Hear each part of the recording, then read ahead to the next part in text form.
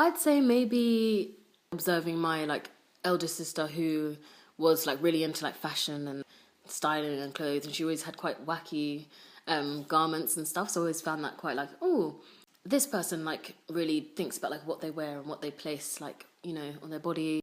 So always maybe like kind of growing up, I've always just been attracted to style, as in like how there's like how everyone's different styles is kind of like an extension of like their personality and stuff. So I always just kind of saw it as really like intertwined with someone's like personality or their aura or just who I saw them as. So I guess just growing up with people, observing people and their personalities and my relationship to them and stuff. I think that's what made me like. I saw that as like a layer itself, and how important like style and like fashion was to like define all of it.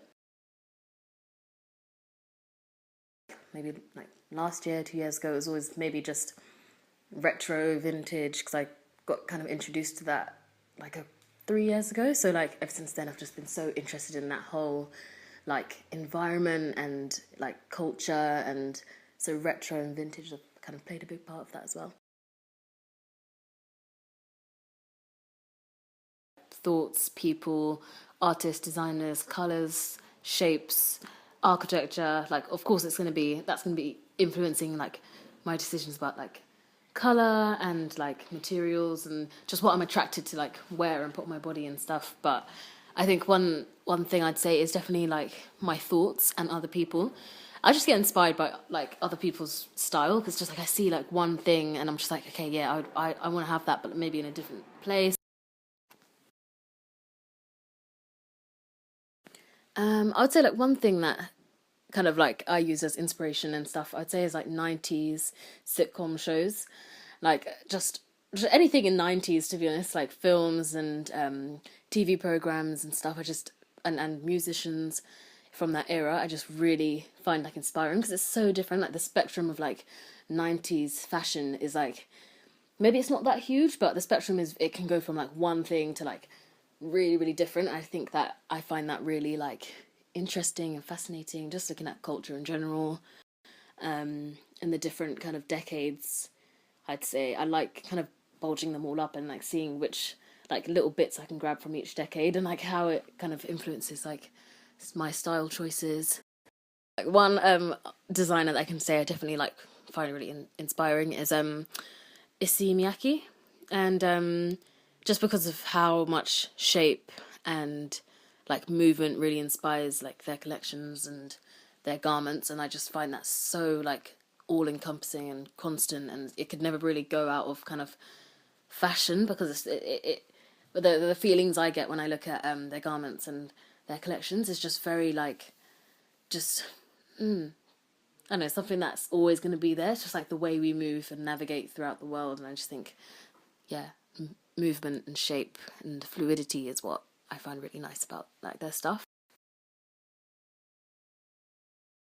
One thing I'd definitely say about my clothes and like my favorite clothes and just my wardrobe in general is that I do see my clothes as an extension of myself.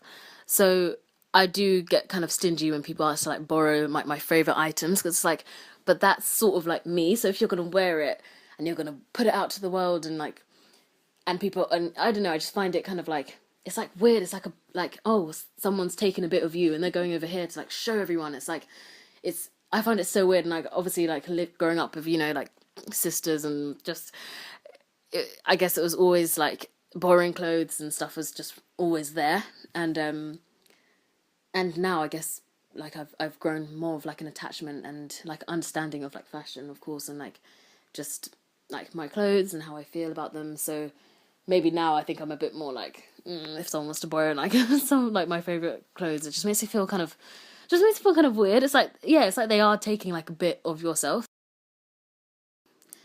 I think some of my favorite items definitely came from when I first started thrifting clothes and vintage shopping. 'Cause all of those shirts and jackets and all of that stuff that just were bought for under £5, and they just have such like a nice like memories attached to them.